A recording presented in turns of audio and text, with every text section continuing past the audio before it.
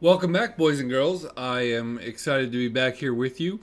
We're going to stay on this particular file because I want to reference back to these things. You can see that we created an array by just putting these things between the brackets, um, and that created an indexed array. We put a bunch of random data inside of one array, and that's still an indexed array. It just has different types of data in it. And then we went in here and defined what we want to be the keys for our array, and that's called an associative array. Now, there's a few other ways to make an array, and I just want you to be familiar with them because we're going to kind of use all of them, just depending on how much we want to spread stuff out. Like, say, for instance, we talked about before how when I did the dump versus var dump, how everything was just in one row and it made it difficult to see. So sometimes when we're doing arrays, it just makes sense to spread the information out. And so you can start an array by doing let's think of something. Let's do fruit. Okay, and so I could do fruit equals empty array like this to define an empty array. But I could also do fruit equals array and actually tell it that it's an array. And you'll see my code editor turn blue, and that's a built-in function. Now, for some reason, just when I spread it out on multiple lines, and this is purely my personal preference, when I spread it out on when I spread it out on multiple lines, I just woke up. I like to have the word array, and the reason for that is I just like to see it out there. It's just kind of a quick thing telling me what's going on. When I have the brackets, I may not notice that it's an array. So I just like to have separate lines. And then what you would do there in this situation is you can do it two ways. If you wanted to do the indexed array, you could just do apples, oranges, and kiwi. And now you can put the last comma, or you don't have to. I tend to put the last comma because if I just add a new row, I don't want to have to go back and do it later. In JavaScript or certain other languages and certain other situations, that makes a difference. It doesn't here. I can do fruit, dump fruit.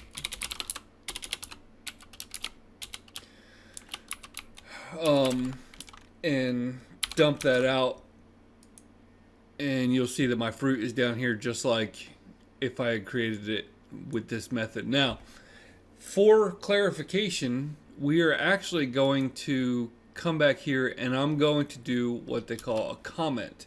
And so let's get cars up there. So what I want to say is this is part of lesson 3, or this is the beginning, I'm going to say.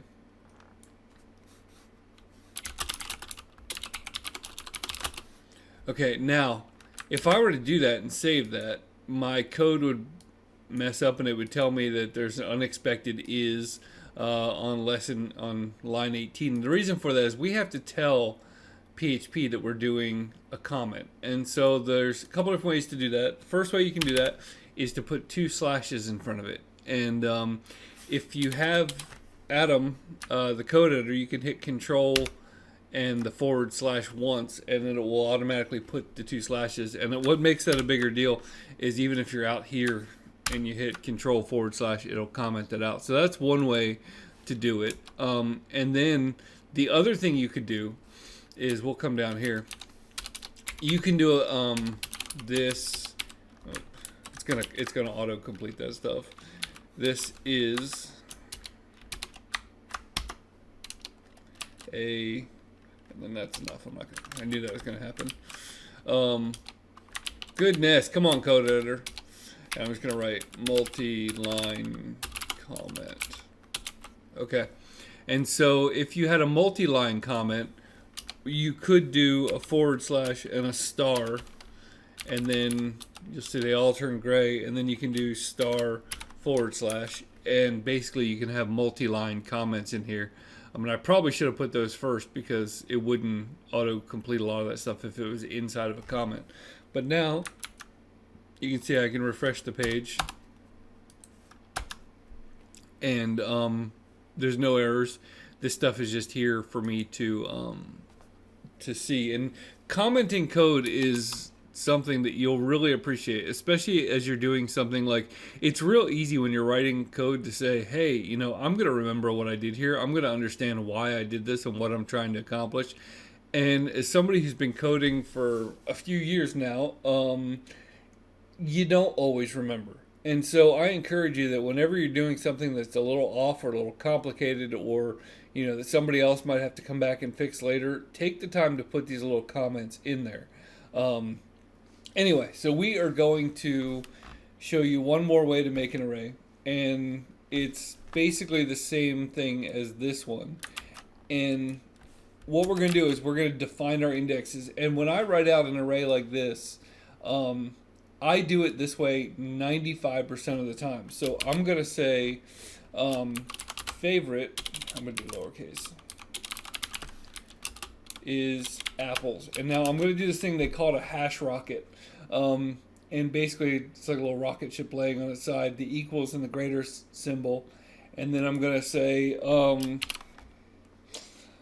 sourest.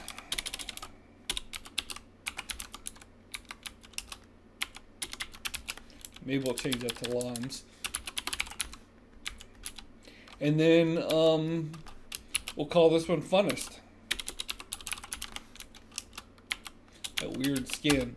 So now what we've done, and this is really common. Now when I do this, I like to line up the arrows, because one of the things interesting is in this situation, spacing doesn't matter. And in most of PHP, spacing doesn't matter. So if you come out here and you do this, now all of a sudden things look neat, and you have this code. It's very easy to see. I have a variable called fruit. It is an array, and I didn't have to write out the array. I could have just as easily done it like this.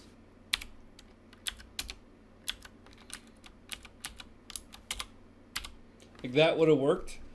But I don't know, for me, seeing the word array there just helps. Like, it's just nice to have the word there.